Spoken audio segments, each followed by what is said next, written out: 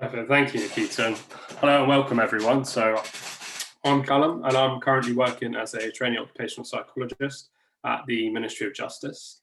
And I'm joined here today by three other panelists who are also all working in the field of occupational psychology. So first off, we have Jessica, Digital L&D Coordinator that's working at ENGIE. Jess, do you want to come and say hello? Hi, everyone. The next one that we have is Francesca, who's working as a Junior Account Executive at Lane 4. Hello. And then finally, we have Freddie, who's working as a Graduate Assessment Consultant at Cipd. Hi guys, nice to meet you all. Excellent. And just before we start, can I please ask people to just mute your microphones so we just have as little interruptions unintended as possible. So first off, what I thought I'd start with is just kind of explain how this event came about, because it really grew out of my own experiences. So whilst I was on my master's course, I decided to try and get involved with as many things as possible, really market myself to get into the role, because I knew getting into occupational psychology was quite competitive. So through speaking to many different people, experienced trainees, these conversations I found to be quite helpful in preparing me. But what was less than so helpful was that some of the advice out there is not necessarily helpful for applying for this first job. It's more helpful as in general in careers and searching and things. So I really wanted to get in touch with many people that have got into their first roles and that have really, gone through the hardship of applying and getting accepted onto their roles, so they could talk about their stories and what worked and what didn't work for them, and to see if we can find some commonalities in that. So without further ado, I'll start off and I'll just talk about my whole experience and what I found was beneficial and what wasn't. And then what we're going to do is going to go around and get each panelist to talk about their own experiences, and then we'll come together at the end just to have a Q&A where you can ask any questions or ask for any advice as you see fit. But please feel free to post any questions in the chat as we go along, because obviously I can imagine you might have a question for me and then you'll forget it by the time it comes to the end, such and such. So I'm going to go back and I'm going to talk about my MSc, because I think that's where things all started for me, really. So when I was on my master's course right at the start of the year, and Jess can attest to this because Jessica was on my master's course as well, I was the type of person who would try and get involved in any event that there was. I would always put my hand up for questions. I'd speak to all the guest speakers. I'd call past graduates, absolutely everything I could do to get as much information as possible. And through doing this, it was quite useful. It helped me build a good CV. It helped me achieve some awards that the university gave. And so I felt like I put myself in a really good position to get roles. And unfortunately, obviously, the pandemic came along, things were a lot more restricted. A lot of the selection processes I were in got cut back. It was a particularly difficult period. So I regathered myself and I decided to start applying for roles full-time properly whilst doing my dissertation. And it came quite quickly that I got a few interviews and it was exciting. I thought, yes, everything I've done is working. All the advice I've received has really helped me. And I went to the interviews. Yeah, that's exactly how I felt. I got no response whatsoever. I was very angry. I was very upset. It was quite a difficult time for me. And I think what really stood out to me during that period is a lot of what I'd gone around and spoken to people about just wasn't working, because they told me about where to look for jobs, how to write a CV, but they didn't specifically teach me how to get through the selection process, how to look at the competencies an organization's looking for and see where your strengths and weaknesses are, and all of this. And really just to prepare for an interview, because there's so many different ways. I was always just told, use the STAR technique, and that was it. So yeah, after a few failed attempts, it obviously was quite difficult on the well-being side. It was quite negative, lost a bit of confidence. And I got to a stage where I turned around to my family and I kind of said to them, I don't know if this is the field for me, because if it was, I would have had a job by now. And that was obviously a very difficult time. And yeah, so when I regathered myself, I started reaching out to anyone that I could. And exactly, Nikita. And when I was looking out for these roles, I tried to speak to anyone that was an Oxide, that was in HR, anything to try and get this advice. Fortunately, through connections and things, I was able to secure some part-time work, but I was still continuously applying for roles. I then started looking at buying in books about interviewing, and I was quite, I looked for books that were written by Oxides, because that was quite important to me. And then I went on and continued just prepping, looking at the STAR technique, looking at my situations, really trying to improve myself in interviews. I spoke to the university and got some prep interviews where I could just practice everything I said, get some feedback, because some of the organizations just don't give feedback whatsoever. And then through continuously doing this, I eventually got the fantastic email saying that I got the job at the MOJ.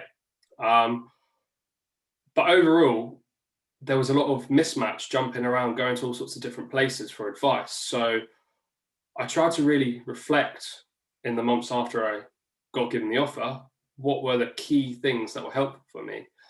And for me, it really came down to three things. So exposure, assessment, preparation, and managing my own well-being. And I'll explain what I mean by that. So with exposure, it was more about getting out there, getting to know where the jobs are, getting to know people that hire the jobs, what are they looking for, how quickly. There was one job that I saw, I couldn't apply to because I was busy with my dissertation. 2 weeks later, they closed the applications, even though they said they were closing applications in a month's time. So there's all these different challenges that I had to face. And getting the exposure just really made it easy to know how things work. And so that my key advice to suggest to you would be try and follow people on LinkedIn that are Oxides or Oxide organizations, maybe even reach out to them and try and speak to someone in them and talk about it. I'd suggest talking to a trainee because they'll be closer to the experience that you're going to be having. Following the hashtag site talent hashtag on LinkedIn, because there's almost daily things are posted up there. And I know Nikita does a roundup of jobs, usually, I think it's at the, we do try, ever so often, and there is on the occasion, sometimes 2 to 3 trainee positions on there. And I feel like the final one about the exposure is really reaching out to trainees, really speaking to people, speaking to the graduates on my course was fantastic for me. And just speaking for a very short time to the panelists that we have on today, I've learned a few things as well. Next one really was assessment preparation, understanding my own faults, understanding my own strengths, reflecting on this, what do I need to do to improve, how do I get them to come across in the interviews, because that was what I was mainly struggling with, was the interviews. And this is what I mean by assessment preparation. Really just buying books and materials that can help you. And like I said, I always recommend things that are by Oxides, because there's some stuff that people from Perkendola that I've done that are excellent. There's some other books from a Psych Recruit, I think they've changed their name now, that are also excellent in preparing for verbal and numerical reasoning tests. And then just talking to friends and family for me to see their experiences and what happened with them.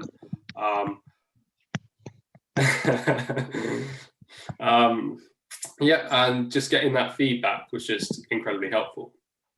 And then finally, it was my own well-being. And I was that type of person when it came to exams, well-being went out the window, exercising went out the window. It was just sitting in a library for 14 hours a day, trying to learn as much as I can, which obviously no one would recommend, but I did it anyways. And it was the same thing when it came to searching for a job. What I didn't realize was that it slowly chipped away at my own mental well-being. It was really difficult. I felt like I didn't have confidence. I didn't think I'd be a good psychologist. I felt like, was this the field for me? And I feel like I lost a bit of energy in applying for roles. And so when this came about, I tried to focus a bit more on, all right, how can I build myself back up on top of learning everything else?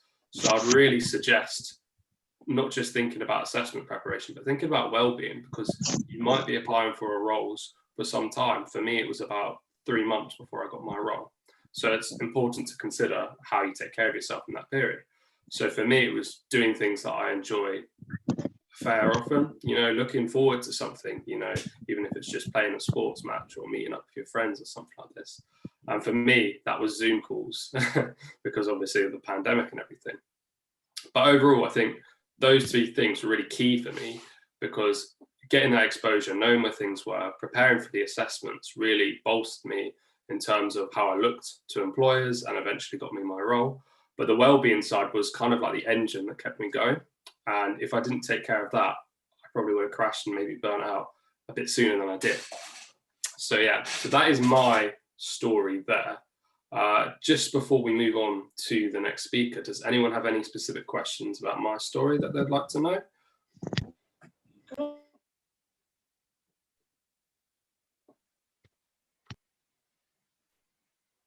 Yeah, definitely agree with that. And it's something that you don't consider, to be honest with you.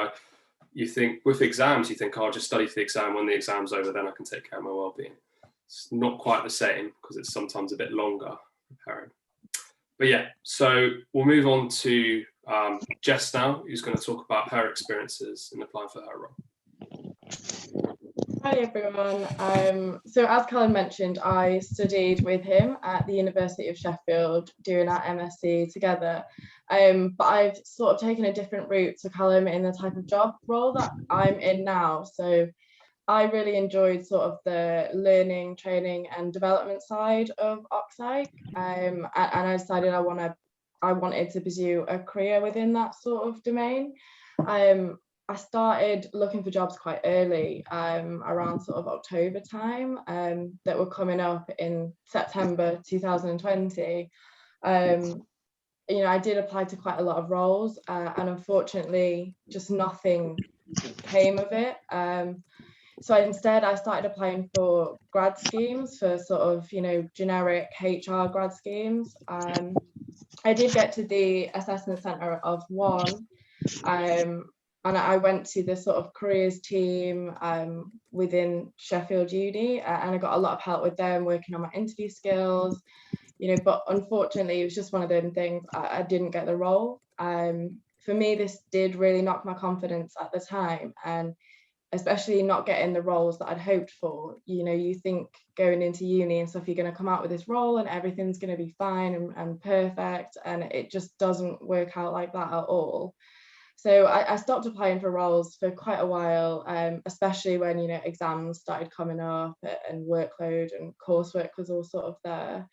But I think for me at the time, looking back, like, I'm very glad that I did work on my CV and interview skills and stuff, as this helped me actually further down the line as well. But I think in hindsight, I wish I hadn't focused so much on applying to roles that I didn't want. And it's okay if anyone wants to go down the HR route. It just wasn't actually what I wanted, wasn't where my passion was. But and then I ended up spending a lot of time on applications and job roles that I didn't even want, just because I doubted my own ability. So I would say that, yeah, definitely, to that in the chat. But I would say that just because you're sort of getting rejections from the job role you want, sort of don't give up, because there will be something that crops up. But take the time to network, focus on interview skills and that kind of thing as well, like sort of while you're doing your MSc. So then sort of June to September time, obviously pandemic hit, we were all sort of stuck at home doing our dissertation.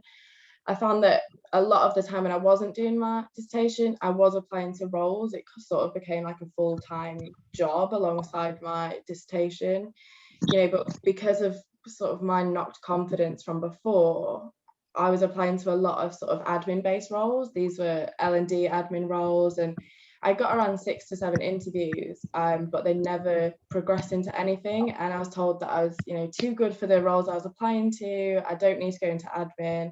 You need to be looking for these higher up roles that suited sort of my skill set and the knowledge that I'd gained from my MSc.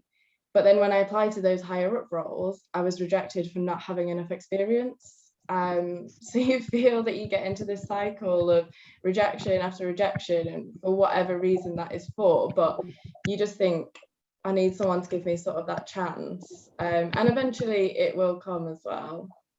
And then obviously dissertation finished, finished uni, and then it was like, okay, well, now I don't have a job. So from September onwards, similar to Callum, really, my mental health really did start to suffer from that. You know, you are positive while you're doing your masters, and you know, I got a distinction and everything, and you think you're going to find this job and it just doesn't happen. It's difficult going from being a student for the past 4 years to this life where you're not a student anymore, but you also don't have a job. So you're just sort of stuck in this middle bit. And for me, it kind of hit when I registered for like universal credit, just to have some income. And I did have start having thoughts of, you know, what's the point? Similar to Callum again, like maybe this sort of field isn't for me. Maybe I'm not good enough for L&D and that kind of thing. But my friends and family did really push me through. And I started a mentoring scheme with Steps Ahead Mentoring. So that's with the Cipd. And this really did help me in terms of applying to roles I actually wanted. I started to develop my confidence again, and I was able to do sort of mock interviews and practice my interview techniques in a very safe space. And, you know, I was able to, like, with my mentor's help as well, focus a lot on prepping answers to interview questions and tailoring my answers a lot better than what I thought I was doing initially in these interviews. So, you know, through this help, I did get a job with the Department for Work and Pensions as a work coach. But my mentor suggested that I kept applying for roles as sort of the process was going through, as again, I wanted to go into L&D. So, you know, he suggested just keep applying, and I shouldn't give my hopes up on this sort of L&D field that I want to go into. And I'm so thankful that I didn't give up, because I was given an opportunity to work for ENGIE as a Digital Learning and Development Coordinator. And I literally got that in February this year. And you know, at the time I was thinking, it's been so long, like since I finished uni, and people just had to remind me that, Jess, no, like it isn't. It's only been like 6 months. It's okay to not have a job during that time. And, you know, think about yourself as you've had time to focus on yourself and develop yourself and better yourself during those 6 months as well. So I guess what I'm trying to say really is the key things that helped me was very similar to Callum in terms of taking care of my own well-being and realizing that it was okay to not have a job. It didn't make me a failure. Eventually something would come up, and it did. And I know it's very cliche to say, but every rejection, you know, another door is going to open somewhere. And, you know, it is so true, because it will. But to get to that point of realization, the mentoring scheme with the Cipd really did help me. And speaking to someone, having the ability to practice and help with my performance in them interview skills really, really helped me. And like Callum said as well, it's understanding my own strengths and weaknesses that really helps me get through that interview stage with ENGIE. I think what I wish I had done more, and a bit of advice that I would give, is network. I really wish I had done a lot more of this. You don't really realize the importance of it, but it does make a big difference, you know. So reach out to people with a purpose, listen to people's stories, because, you know, all you're doing is adding them to your network, and attend networking events such as the DOP conference as well. You know, they are really important, and you'll also realize when you're in a job role that having an external network is really important as well. But, you know, just remember that it's okay if you are still looking for work or you don't get a job straight out of university. Take the time to focus on you and your health and developing the skills you actually do need to obtain those job offers. Thanks, Jess. It was lovely to hear such similarities between our stories. And I think it's really interesting that this whole well-being aspect isn't out there a bit more, because I mean, I know it's the same with Oxide, but this is how we feel on occupational psychology. But some of my friends that are becoming lawyers, accountants, it's very similar across all of those different fields. So yeah. I'm really glad that it was highlighted with you, and I love the idea of the mentoring. I didn't necessarily have anything like that, but I really liked that, and I think that her and whoever your mentor was encouraging you to go for the additional role was something very interesting as well. Yeah. I mean, we see stuff on LinkedIn all the time about, people getting rejections and everything, but that is actually the reality for it for most people finishing uni. I don't think that's addressed enough, and it, really does impact people's mental health. Yeah, most definitely. So does anybody have any specific questions that I'd like to ask Jess? I saw Alison posted one up, but I'll leave that one to the end because that's a good one that we could all discuss. That is. So does anyone have anything specific for Jess? Hi Jessica, I have a question for you. Hi. Yeah. So in your journey of OxPsych, what helped you to narrow down which were the roles really suitable for you and which weren't the roles for you? Yeah, to be honest, very good question. I think, again, something that wasn't clear while doing my MSc was what to even apply for, what to type in on Google, LinkedIn, Indeed, to actually get an L&D position. I knew for me, I didn't want to go into that trainee Occ roles, but I didn't know what to search and to get these positions. So I was literally typing in stuff just like L&D on LinkedIn, and the way I found my job was through LinkedIn. But like I say, network with people on LinkedIn who are OxPsychs and who are within the field, because they will really help you with your search. Okay, thank you. Is there any other questions that anyone else might have? Hi. Oh, sorry. Is somebody else talking? I just wanted to ask, you mentioned CIPD mentoring scheme. I was wondering if you could tell more about it. So I met sort of every 2 weeks. I mean, obviously virtually with a mentor, and I'll type it in the chat. It's called Steps Ahead Mentoring. So again, I found that through when I started Universal Credit, they sort of told me about it. And it was great that it literally just was the CIPD, because it's obviously HR, L&D, OxPsych, they really do help. And the person I had allowed me to sort of chat about anything I needed to. And at the time, that was the interview skills and my CV. So we went through my CV together.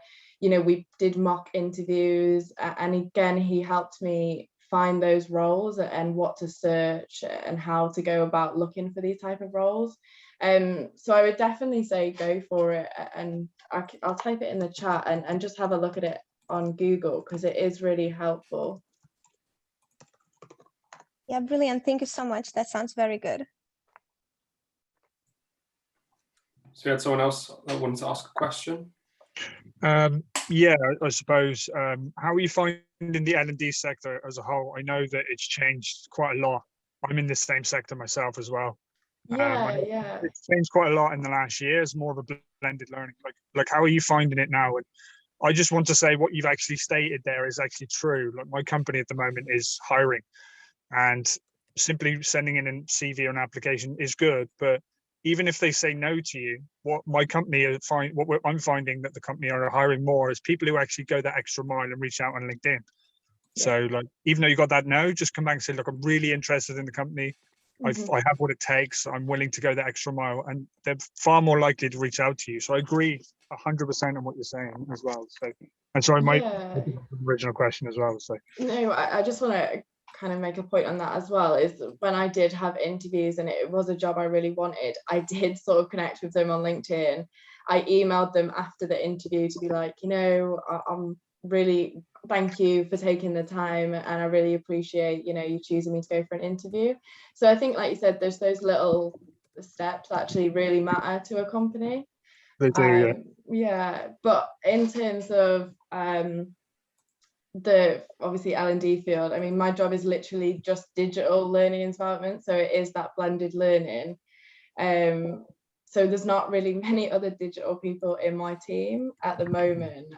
So it's a lot of work, but no, I really do enjoy it. And, as my first role, I'm getting a lot of opportunities, which is great, as L&D is going to change over the next so many years. It's great to have these skills now that I can take into the future. Yeah, no, that's great. Thank you. I agree with what you're saying as well. It's exciting. Like there's roles now being created in the L&D sector. Yeah, exactly. Like my role is completely new, so I'm being able to sort of shape it to how I want to shape it as well, which is really good. Best of luck with it as well. Thank you. No problem. Does anyone else have any other questions they'd like to ask? Awesome. Well, thank you very much, Jess. It was lovely hearing some of the stuff that I've already heard before, but that stuff about the mentoring was new to me. And I'm part of the Merging Oxide Initiative mentoring, and I found that beneficial. So yeah, definitely recommend that. On that note about networking and everything, if anybody would like to post in their LinkedIn tag and connect with anybody on here, please share it in the chat. I'm just about to post mine and you can connect with me, ask any questions. We've spoken to the panelists as well beforehand, and they've said they're more than happy to connect with anyone if you have any questions. So please just find us on LinkedIn and we'll post our tags in for you now. Awesome. So we'll move on to Francesca now. So hello. Hi everyone, I'm Francesca and I'm currently a junior account exec at a company called Lane 4. Just to give you a bit of background about Lane 4 and why I love it so much, we are pretty unique in that we have an elite sporting heritage. So our founder, Adrian Morehouse, won an Olympic gold in swimming, and you know, when you get the fastest time in swimming, you start in lane 4, and that's the lane he swam in when he won the gold medal, hence the name. And what I really love about this company is that our North Star, our guiding and driving force, is that we want to improve organisational effectiveness, but we also want to improve working lives, and that's something that really resonates with me. And really a main reason as to why I did my MSc in Organisational Psychology. But before I did my MSc, I ended up travelling and working around the world. So I did a year in Australia, a year in New Zealand, and about 6 months in Southeast Asia. And an attitude that I kind of had then, which I really wanted to take into this MSc, was I wanted to grab life by the horns. I wanted to, take opportunities and really jump in with 2 feet. And so when I started this MSc, I, put my hand up for student rep. I trialled for the netball team and I got in on the first team. I did some freelance consultancy style work for the Met Police and the Fire and Rescue Service, and I absolutely loved it. But I had a couple of knockbacks actually in June time, and what basically happened was I was doing my test user training, and I was reading from this script, and I found that my voice was shaking, my body was shaking, and I literally had to say, I need to stop, I don't know what's going on right now, but I need to stop. And I applied for my first consultancy style role, maybe about a month later, and the exact same thing happened. And I thought, my God, this has like never happened before. I'm usually quite confident. I can usually talk to people. And I thought, this job hunt is going to be an absolute slog if I can't get it together and I can't, feel good about myself when I apply for roles. And I decided to park the job hunt for a little while and focus solely on my dissertation. And during that time, I applied for the mentoring scheme. I got a fantastic mentor who has helped me so much with my confidence and, in applying for roles. And I also found this charity called the Young Women's Trust. And the Young Women's Trust are amazing. They help with CVs, they help with cover letters, and I also got 6 free coaching sessions with them. And they helped me massively in building up my confidence again, in kind of looking at the job hunt from a different perspective my coach said to me one time, she said, why don't you just look at all these interviews as if it's an experiment because you have a psychology background? And that's something that really, really stuck with me. So when I'd go into an interview, I started to build up parts of my experiment. You know, I'd have like an outfit that I'd wear every day for the job interviews. Or I would, put on my favorite music and listen to that whilst I was, getting ready. And I would look at myself in the mirror. This is quite cringe. I look at myself in the mirror and I'd say, you're going to have a really great interview. And I'd build up all these parts to my experiment. And it helped really build my confidence with it. And I also had this idea about a blog. It's kind of something that I'd been sitting on for a little while, but I never really had the courage to do it really until I met my mentor and my coach, because I really wanted to make the world of organisational psychology more accessible and more fun for people. But I also wanted to show in my job application process that I was more than a piece of paper. I really wanted to bring myself, to life. So on my blog, it's called Method in the Madness. I have this little page, which is called the Secret Portal, which is essentially like an extension of my CV. So there's videos and pictures, and it's just hey, this is me. This is what I'm all about. This is, what I can bring to the table. And I found that was massively helpful. So yeah, that's really the blog and having the Secret Portal and having that perspective of it being a thanks Jess, thanks. I'll type in the website name. But having this blog and the Secret Portal and looking at it from a different perspective of this is an experiment and sometimes things will go right and sometimes things will go wrong, really helped take that pressure off me. And it really helped me feel more like me and more empowered and more confident and more comfortable. So that's that. But if I could give anyone a bit of advice, it would be, first of all, stay in your lane. Not lane 4 if you want, but stay in your lane. And for me, it can be so easy to compare ourselves on social media, on LinkedIn, and during this process you will see your peers and your friends and people that you don't even know get jobs, and it can be so easy to think, God, what's wrong with me? Why have I not got a job yet? When is this going to happen for me? But I would just encourage you to kind of think it will eventually, and I would encourage you to just celebrate everyone else's success, because they will celebrate yours when it happens to you. Another bit of advice would be, find out what makes you tick. Look at your strengths, look at your values, look at what you enjoy doing. For me, it was the blog. I love writing. It's something that I did whilst I was traveling and have taken with me. And I really wanted to kind of get the word out there that psychology is fun and it's accessible. And so I used those strengths and harnessed that in my job application process. And the next thing I would say, just like Callum and Jessica, is to reach out and network. I got a mentor and a coach who have been fantastic in that journey.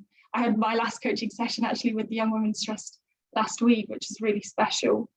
But I also reached out to a coach over in Australia. I reached out to numerous people on LinkedIn, and sometimes people get back to you, sometimes it takes them a little bit longer to get back, but you find more often than not that people are willing to give up their time just to help you on your journey.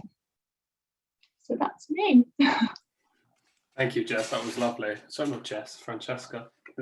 I really like the idea of self-talk. I'm big on that at interviews and exams. embarrassing. So I sometimes even say things out loud and someone thinks I'm speaking to them. It's but self-talk is a massive one. I also really liked the idea about social media and things. You see it all the time on LinkedIn. There'll be a couple of people that will say, oh, I've got a job, I'm so excited to start all of this. And you're kind of sitting there like, why haven't I? And yeah, I completely get that. But at the same time, like celebrating each other's success, that is absolutely fantastic. And that's something that, reflecting on my experiences, me and my friends in our group chat all did. Whenever we got a job, it was massive celebrations. Embarrassingly enough, people used to send around cake and things to one another. So we got very fat when we got jobs. But yeah, it was definitely agree with those points on there. Does anyone have any questions they'd like to specifically ask Jessica about her situation, her experiences? I was just gonna like go on your point, Francesca, about values and doing what you love and that kind of thing. And what I discovered is this free psychometric service called Find My Why, and it is so good in that it really hones in on your values and your personal expectations and stuff, and it's really reflective as well. So I'll put a link to that in the chat, and it might be useful for some people. It has a lot of reflective questions and stuff in the sort of what you get out of it. So I would definitely recommend that as well if you're sort of struggling for what do I want, what are my values, and what do I want in a job. Just to add on top of that, I know so the company that Freddie works for, Cipd, occasionally allow you to use their psychometric about your strengths. And I think strengths is a very key thing, because there's not a particular way to prepare strengths interviews and things like that. And knowing what your strengths are could help you think of situations where you performed well. So for me, for example, one of my strengths has been motivated, and understanding that when it comes to a question, when have you delivered something to a high standard, I know that's an area that I can talk about, and it helps me to remember situations. Awesome. So does anyone, thank you for that, Nikita. I'll just repeat what Nikita set up. So if you contact a psychometric publisher and say, I'm such and such, I'm interested in your psychometric, could I have a freebie? They might reply and say yes, and there you go. So after this, everyone email Cipd. We do occasionally, we do free strength profiles. It's not all the time, but if you see on LinkedIn strength profile, I would recommend to do it, because it's really valuable. We use that as a tool for all the employees in Cipd, and I find it really invaluable. So yeah, keep an eye out on LinkedIn for that. Thank you, Freddie. So does anyone have any questions, any last minute things to say? Yeah, just like I know you've been talking about psychometrics testing there as well. There's a company that I used to work for that actually do give it for free. It's they give you can basically do a psychometric evaluation, and they also give away 2,000 free courses based on social awareness and soft skills and things like that. So I'm on my phone, so it's kind of hard to find links and stuff, but it's all free. That you can take the courses on them. Basically, I really like the psychometrics testing, because what it will do is you basically answer about 15 to 20 questions on yourself, and it will just give you courses or ideas about where you could strengthen yourself and things you're really good at, or even good career paths to take and things like that. And I'm a big fan of them. They're pretty new in the kind of learning sector, or in most sectors now, and it's very big in the States. They do it before someone who's coming to look for a new job, they'll come and do the psychometrics test first, and then that will help them choose a new career path. So it's really, really good. Like, if you guys want to email me and ask for the links, maybe I can share them with you, and you can just go and do the psychometrics test for free. It doesn't cost anything, and all the courses they have as well are all free online as well. There's about 2,000 courses, so I can share that with you guys as well. So I just wanted to say that. I know I don't want to take over your meeting or anything. I'm just no, that's absolutely perfect. Do you know what the name of the publisher is by any chance? Well, the company is called Allison.com. It's an Irish company that I used to work for. If you just go on there and look at the bottom of the page, it will say psychometrics. You literally click on it and you can start taking the test, and it will recommend courses for you, whether it be soft skills or personal development courses, and it'll also help you choose. It'll pick like 4 or 5 different career paths to go down, and you can take the courses for nothing. That sounds incredibly useful. Could you, by any chance, could you just type the name of the company into the chat so that people could have a look at it if they want to? Yeah, absolutely. I can post the link in if you want, and I do actually recommend the company. We use it at ENGIE for free courses and stuff. You know, we promote it as, you know, go here and you'll be able to find a lot of free courses. And sort of in line with that, what I'd on like Future Learn and stuff is actually free courses just to add on to my CV and stuff while I was looking for jobs. Yeah, you know, another helpful tip if you're sick of applying for jobs or anything, you know, there are so many free courses out there to help with your skills. Definitely. Yeah, I did all the ones about Roman history, so that's how I procrastinate. Awesome. So without further ado, we're going to move on to our final panelist, which is Freddie. So hi, Freddie. Hi. So I've actually been working at Capfinity as a graduate assessment consultant for just over 6 months now. So it was actually the first job that I applied for, and I applied for it almost straight after my master's. So I feel like I've had a different experience to the other panelists. So hopefully I'll be a little bit more reassuring for you. So I didn't actually do too much proactive job searching from September to June of doing my master's, mainly just because I wanted to work on my academic studies and I didn't really know what to do. As mentioned, obviously, by the other panelists, there's not much guidance on how to approach looking for a job and kind of expanding your network when approaching a job in organisational psychology. But what I did during that period that I think was definitely valuable was connecting with people on LinkedIn of varying seniority levels. I didn't have a particular method to this. I just kind of typed in organisational psychologist UK or sometimes worldwide as well, and just connected with a few people, and then obviously connected with course mates and anyone that I had mutual connections with. I would just send an invite just to kind of grow my network on LinkedIn. I also followed a few consultancies as well, like organisational psychologist consultancies in the UK and also in the wider, like in Europe and also in the United States, those kind of just across the world really. Just because you can then get access to articles, kind of see what consultancies are working on. And it's kind of a good form of procrastination when you're studying for your exams. You can kind of scroll at some articles rather than spending that extra 15 minutes on Instagram. So I found that was really useful as well, just to kind of like broaden my horizons and kind of get in my head what kind of consultancy I wanted to work for. And I also, during that period, I also had a part-time job as well. I was just doing an admin job, so it wasn't anything to do with organisational psychology. But I do think that, well, I'm a firm believer of any work experience is good experience. And the more experience that you have, whether it's volunteer work or part-time jobs, the more you have, you're able to kind of talk about in interviews, and you're not just having to relate everything back to your university studies. And it also shows that you're hardworking as well. So I do think if you are doing kind of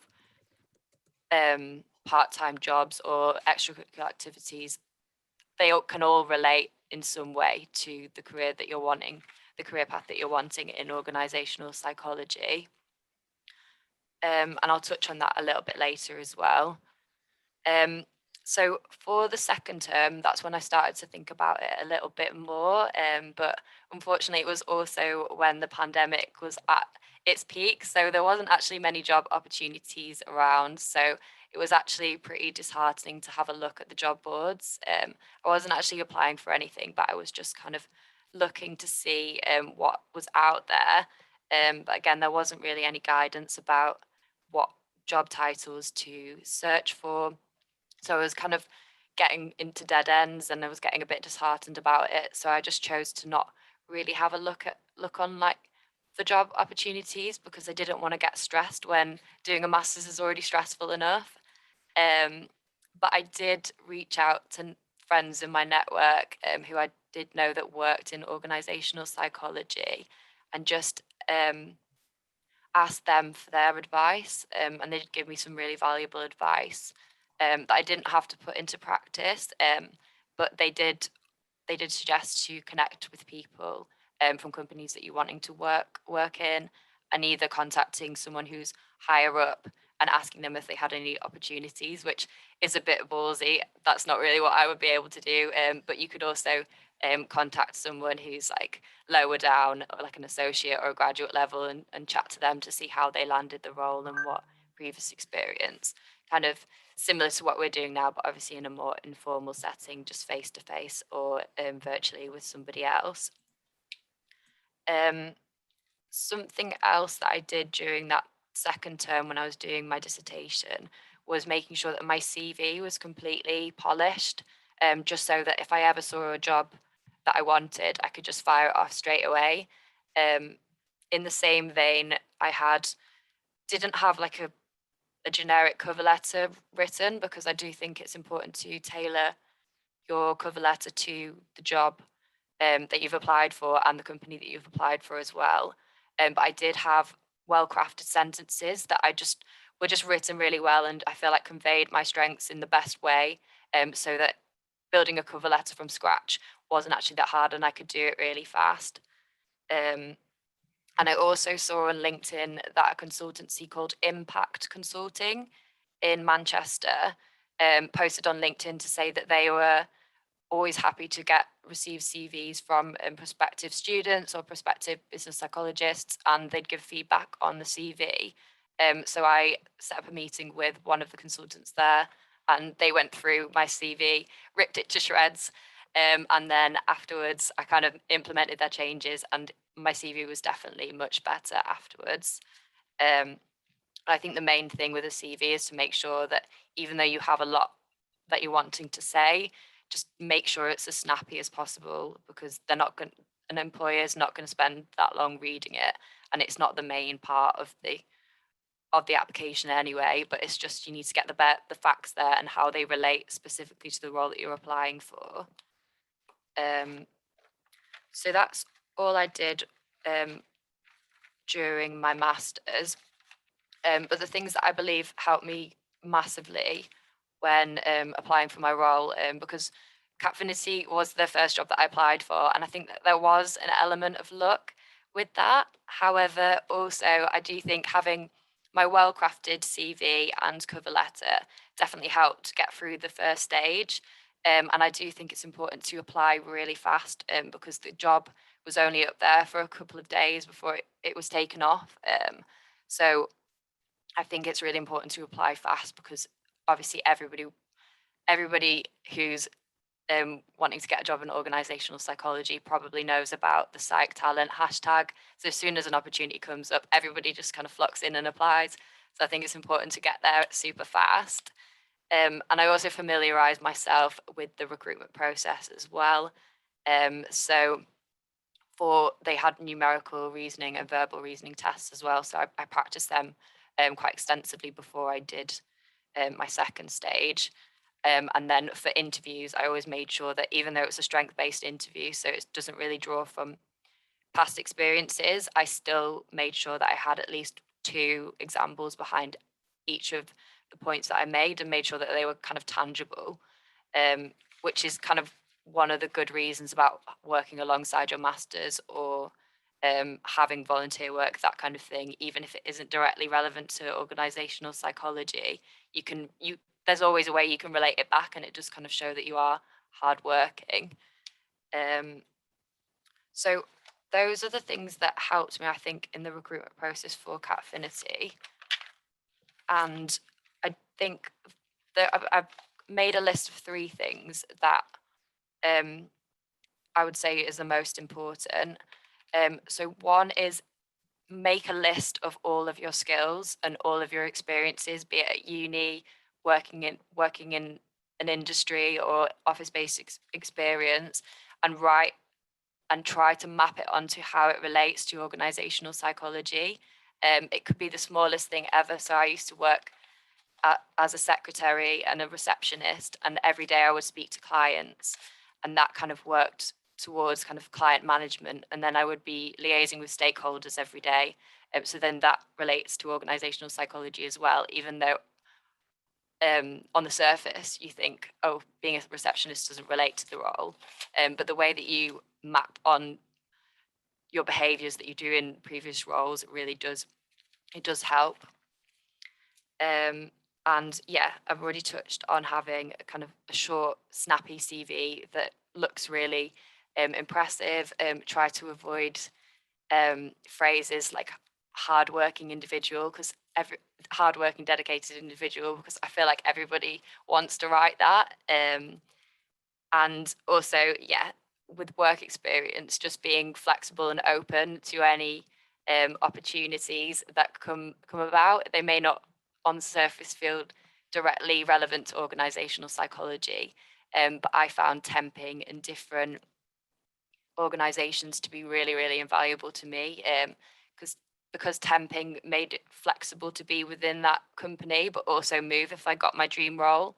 So yeah, I think that was something that was really, really valuable while I filled the time and before I got my job in organisational psychology. Yeah, I think that's everything. Awesome, thank you, Freddie. I really liked the bit about when you were talking about your CV and the cover letter and doing things across, because I know how long it can be to write those, and I was not as well prepared as you were. So when it came to applying for all these roles, you quickly kind of develop something. So yeah, and connecting with senior people, I was one of those people who kind of emailed senior people saying, are there roles in your organisation? Can I come in for an interview? Because when I spoke to graduates, people did that in the past. Although it's a good approach, one would say, it's not necessarily a successful approach at times. They do like to recruit in groups. I know the bigger consultancies definitely like to have like cohorts and things. So Savile Assessment, who've recently been hiring, they take in cohorts. MOJ, we sometimes take in cohorts. So yeah, it's very different depending on the organisation. And yeah, David has been saying in the chat, when you're talking about mapping on your behaviours, looking at the competency framework that they work with. When I was applying for civil service positions, they basically show the success profiles or whatever type of competency framework they have. And I spent a little while studying that and then mapping things on. So yeah, most definitely agree with a lot of what you're saying there. So does anyone have any specific questions about Freddie's experience?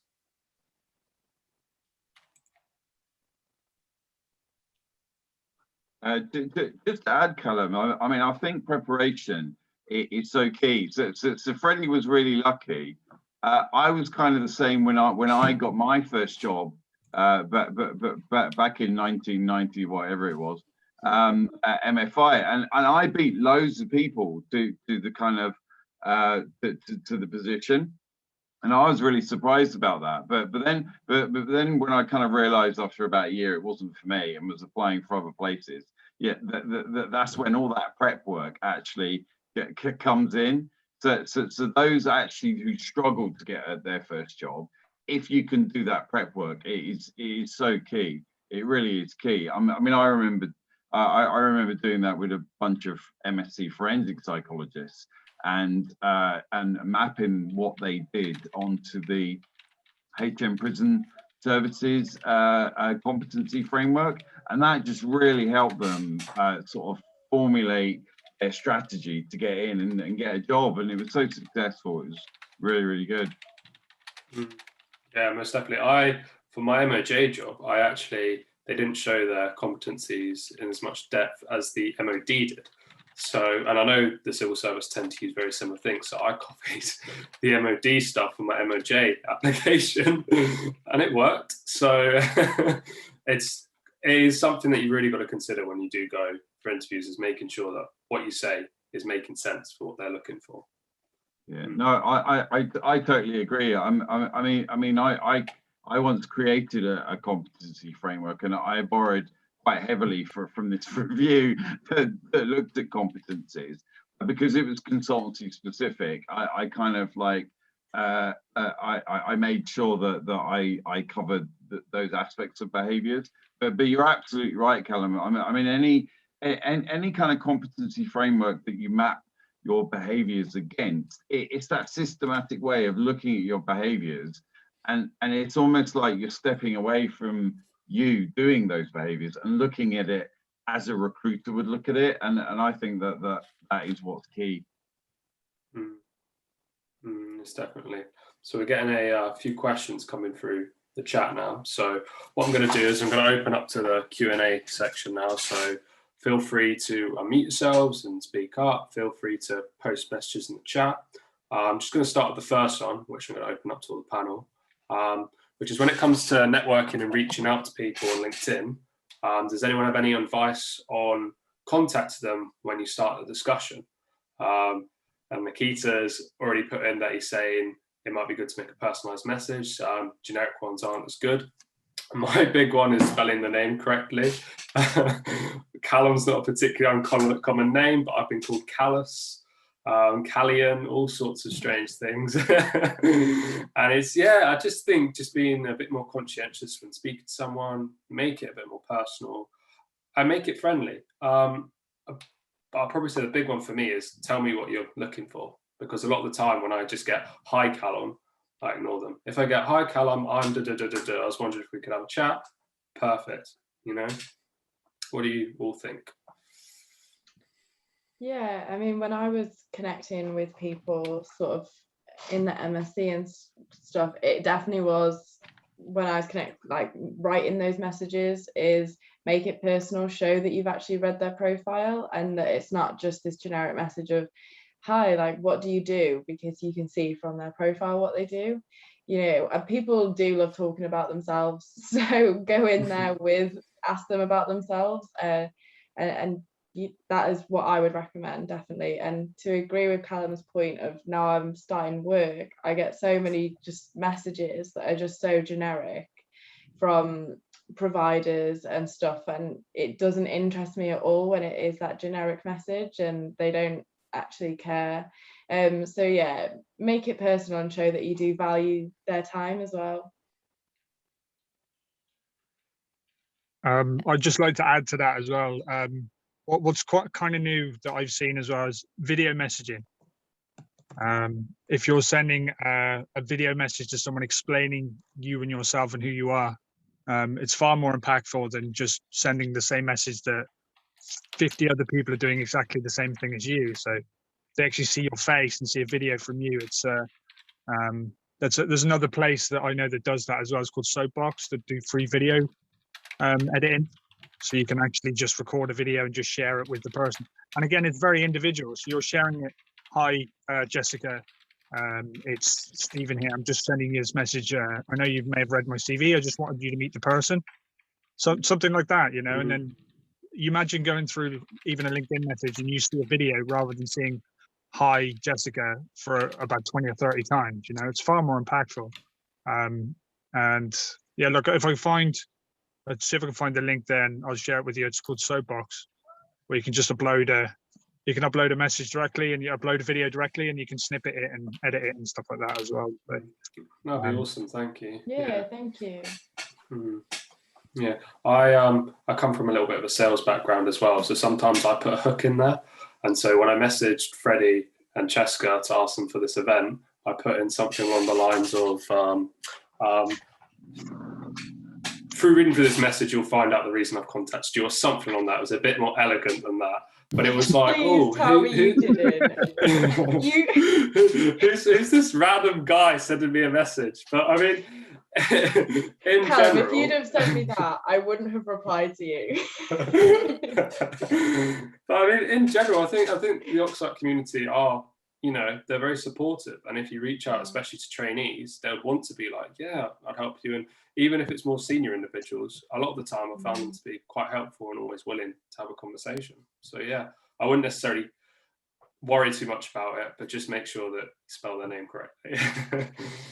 Yeah, 100%. It's my pet hate when people spell my name wrong, because it's so easy when it's just literally in front of you.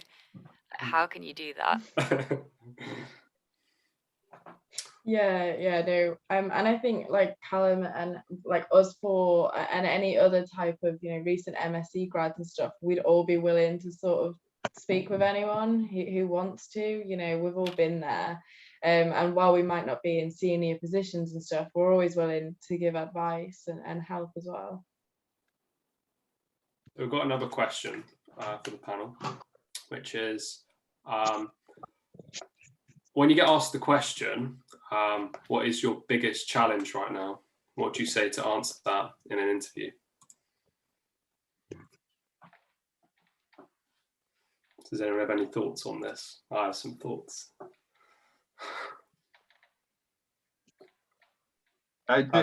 Just to add to that, actually, as a former graduate recruiter, I like what Nikita said, getting a job. Yeah, but you probably can't say that really.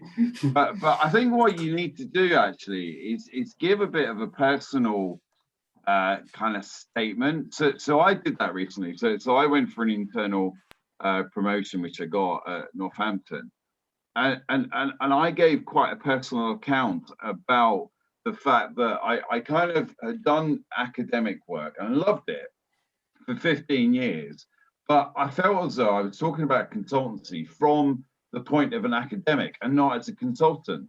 So I really wanted to kind of get out of my comfort zone and become and leave academia. I mean, I didn't leave it behind because I had various honorary bloody positions and all the rest of it. But leave it, but my full-time job would be as a consultant, and that really kind of hit home, because it kind of said, well, I became a consultant because I wanted to get out of my kind of comfort zone, but also learn more about me in the fact that I'd studied so long and done all this research in Oxide, but become a consultant again, and I had a boss and things like that, which I kind of wasn't used to in my original university. And I think if you give that kind of personal statement of something, and obviously it's going to change depending on who you are, I think that is really, really important. So when someone says, what is the biggest challenge to you know, make it quite personal, and don't feel scared about not opening it up. Does that make sense? Yeah, complete sense. For me, what I was always taught with that question was to not give one of these answers that's like, oh, I'm too hardworking, because they just look straight through them and think, oh God, I don't want to work with him. But for me, I was always taught that don't spin it into like a trick that it's good, but talk about what you're doing to build upon that weakness. So my biggest weakness, and I've said this in every interview, is overconfidence. The Dunning-Kruger effect, I think it's called. I am the massive idiot for that. I know a tiny bit about something and I think I'm an expert. And it really sounds stupid, but it happens all the time. So, and this is what I say in interviews. If someone asks me that, yep, I can be overconfident, but what am I doing to manage it? Well, when I feel that I'm very confident, so when I check my knowledge, you know, I'd speak to people that know quite a bit about that, those type of things. So it could be anything, you know. I sometimes find it hard to motivate myself, but this is what I'm doing about it to improve upon myself.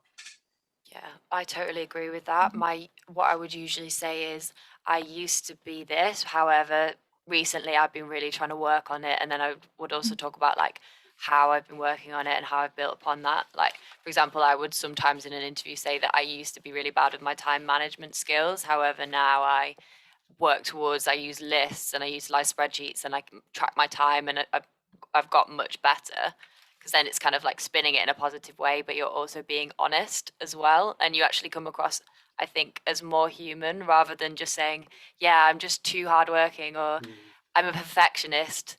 Everything I do is just amazing. Like, obviously everyone's going to roll their eyes, but as soon as you leave the room. Yeah, most definitely. And that can backfire, you know. Some people don't want a perfectionist. Some people don't necessarily want someone that's working all the hours because they'll burn themselves out and such and such. But just to add to that as well, so if you've studied something like a psychometric, like Hogan, for instance, right? In Hogan, there's the dark side. So what Callum, you were saying, I've got the same issue as well. and it's called bold on the HDS. Nikita might come in here, by the way. He doesn't like Hogan, but you know, as long as you're truthful, I think that's absolutely fine.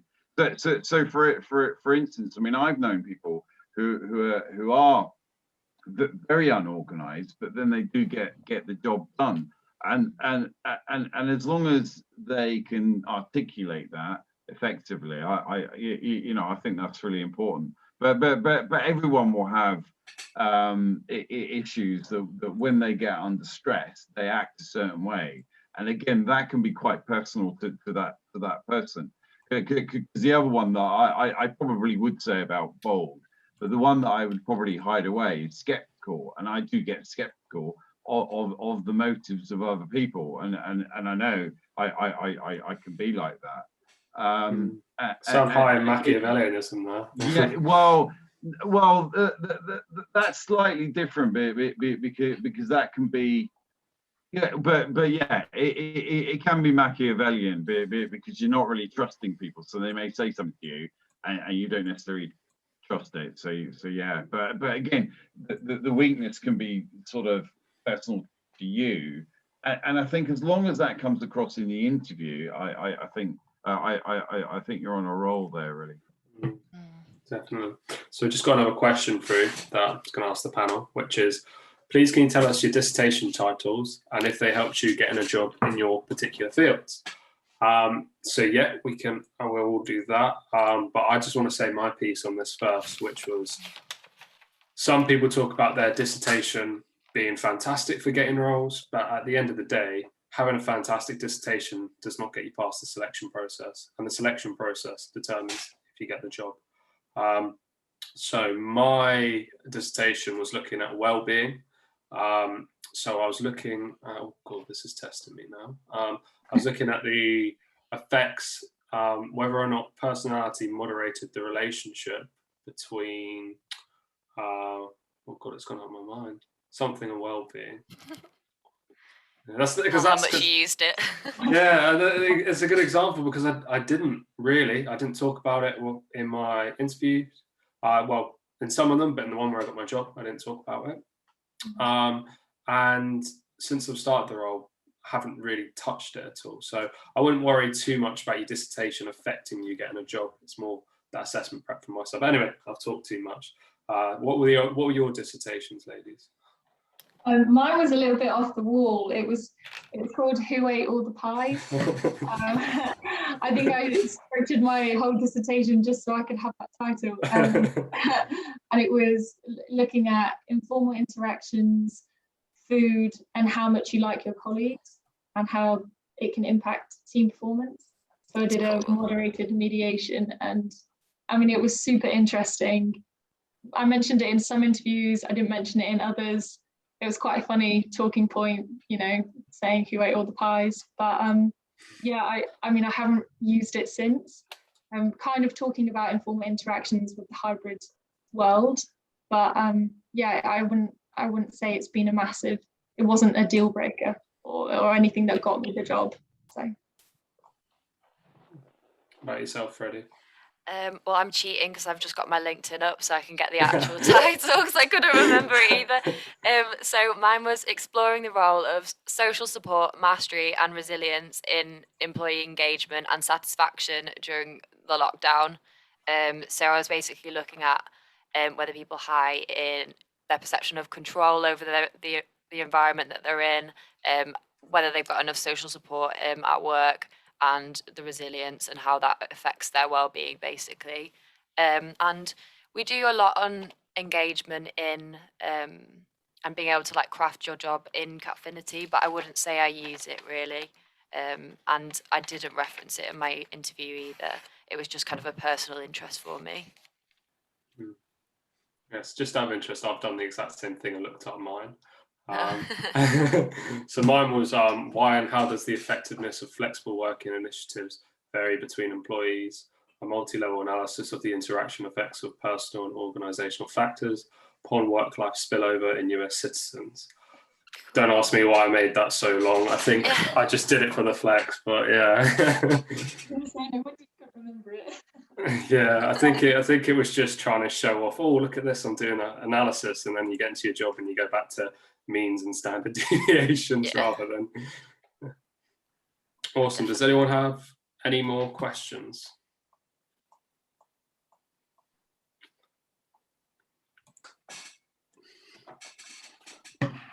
Awesome. Well, actually, while we're on the topic of dissertations and things, I'd like to ask a question to the panel, which is, what did you learn during your dissertation that's helping you now in the workplace? So skills or anything that you learned whilst doing your dissertation? I would say that during my dissertation, doing the actual piece of work, definitely my analysis skills, because the analysis I do now at Cipd is so much easier than my dissertation. So I'm really thankful. And I also learned about the practicalities of doing research and response rates, that kind of thing. So I was kind of prepared for doing work in the field.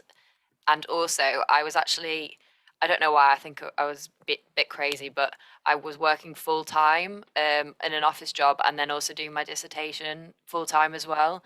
So I definitely learned a dedication, but also that I definitely cannot do like 20-hour days. It's ridiculous. So I definitely need to learn how to prioritize my work-life balance, which I have been doing as well. So yeah, a lot of life lessons we'll learn. Could read my dissertation about that. I'll send it over. Yeah, me too. What about for you, Francesca? Mine, I think this relates to a previous question as well. What I would say one of my downfalls is that I always like to run before I can walk. I think I'm quite impatient, and so when you have the dissertation period, it's such a long period, isn't it, of time to work on one project. But for me, I really had to slow down and really had to force myself to look at the process, look at everything that needed to be ticked before I could get right to the end and be writing the conclusion and the abstract. So for me, it was really slowing down, thinking about the process, thinking about everything in a logical format. Yeah. So does anyone have any more questions or want to unmute themselves and say hello?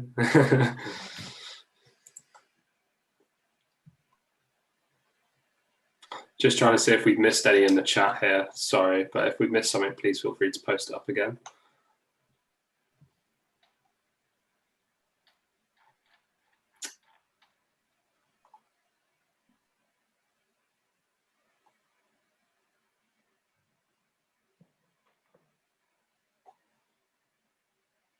Yeah, Sean, I can see that there is, Nikita does host something else about OcPsych as a second career. So yeah, I think from my perspective, without giving away too much information about my organisation, when we recruited trainees, we had hundreds of applicants. When we recruited seniors, we had less than 10.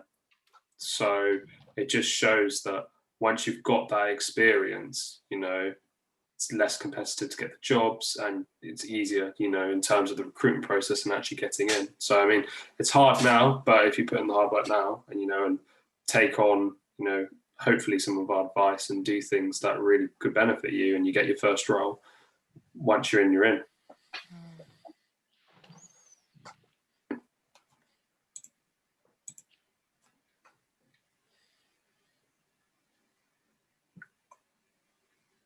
Yep, so we just got one come through now. So it says, what are the job opportunities like for OcPsych Masters courses that are not BPS accredited? So specifically with the civil service, you need an accredited course. The reason you need an accredited course is they want you to do BPS accredited chartership. So that's from the civil service perspective. It's a requirement. I've seen job postings that say things like MSc Organisational Psychology, MSc Occupational Psychology, but they don't necessarily specify that. I don't know what the rest of the panel's experiences are with that. I never ran into that. No one ever asked me if it was BPS accredited. So it was just that I had the MSc title, really. Yeah, no, I had the same experience. So I don't think at Cipd they look for specifically BPS accredited courses. It's more just, I think with BPS accredited courses, the good thing is that you cover a wide range of like specific modules, but with Capfinity, you don't need previous experience in kind of assessment, that kind of thing. You just need the masters, and they don't necessarily require you to get accredited in the future either. It would just be more of a like personal development kind of thing that they would encourage you to do that. So yeah, there's definitely opportunities out there. Can I jump in? Yeah, sorry, God. First of all, thank you all very much. Very interesting. Nice to see some familiar faces in here as well. So like Callum was saying, I'm a second career. I was in accounting before, so which I ran away from. It's so boring. So I did my MSc Occupational Psychology, but the issue I'm having is my course is accredited, my MSc course, but because my original degree is in accounting, which obviously be BPS accredited, I effectively have to do another master's to get the membership, GBC, GMC, whatever it is. Yeah, the transitioning thing, yeah. Yeah, the transitioning thing. So effectively would have to do another master's on top of my OcPsych masters. But what I seem to find is mainly in the private sector, they're more interested in the MSc. Like Callum said, that when you go to something like the civil service, so actually I work for the civil service, they are very much interested in getting you on the BPS stage 2. I was interested to see if anyone, I'm not sure, I don't know, but if anyone actually had any ideas what people thought of the ABP accreditation for business psychology, because I know you can have experience and to get certified as a business psychologist rather than go through the stage 2 for occupational psychology. But I do realize that the ABP certification is quite a new certification, so I'm not sure how well that's actually thought of within the industry. Obviously that's a route I'm going to have to go down, because I'm simply not going to do another master's. I'm going to try to do another master's, but I just wonder if anyone knew any, like I know that private sector, they're more interested in the masters, but I'm not sure about certification going forward. So I think your question really draws into another one which we've got, which is talking about chartership and people that go on to chartership as well. Obviously, Sean, your decision has been decided that the BPS route isn't for you.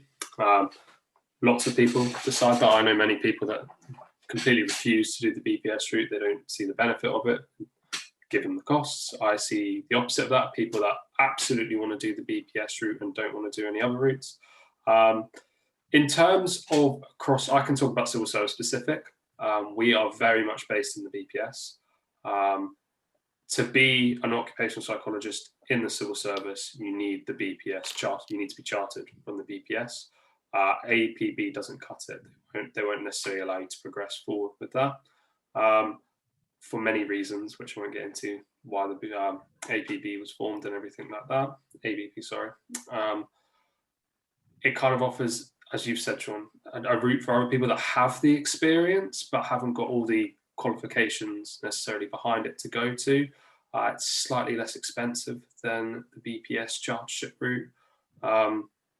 So overall, from my side, the civil service side, ABP isn't a thing. But from private sector, I'm not too sure. So it's probably best to pass on to the panelists if you have any idea of that. I'm not familiar with that qualification, but I'm a little bit on the fence about doing the BPS accreditation as well. I do think probably later along in my career path, I probably will do it, but that's more kind of for personal ambition rather than the fact that I think I need it for the practicalities of my career. I think my course leader, she went through kind of the pros and cons of both, just so we get more of a holistic view about it. And I think if you don't get the BPS accreditation, you're limited to what titles you can call yourself.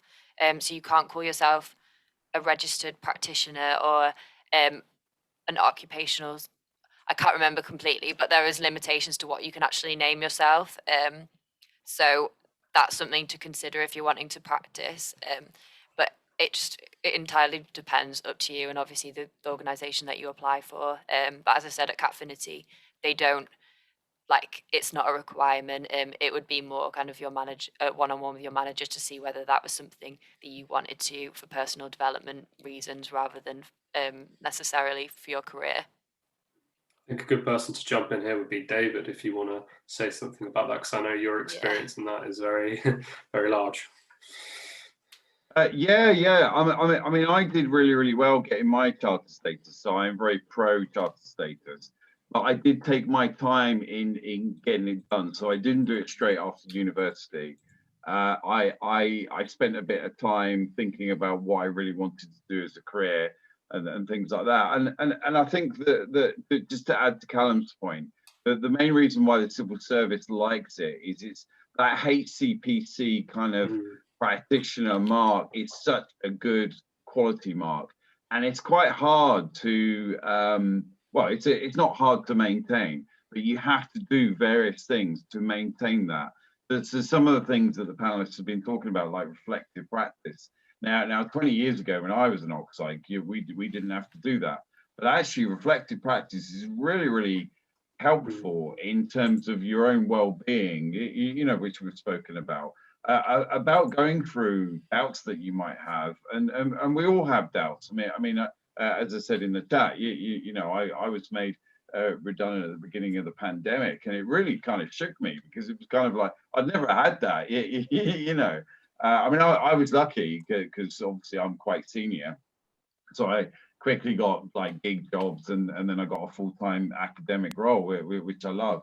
But even so, you know, you guys are still you know, relatively young, just out of your MSc, and going for job after job, and it does knock your confidence, and even as an old guy like me, you know, who's quite senior, it definitely knocked my confidence. So yeah, I mean, I think this has been really good, and thank you all for contributing today. So awesome, thank you, David. I appreciate you saying that. So I have seen that it's just gone to 1:30, so we'll be closing. But is there any final questions or comments, or anything anybody particularly enjoyed hearing, or what they found useful? If you could come out and say hello, or if you just want to post it in the chat, that'll be so useful to us.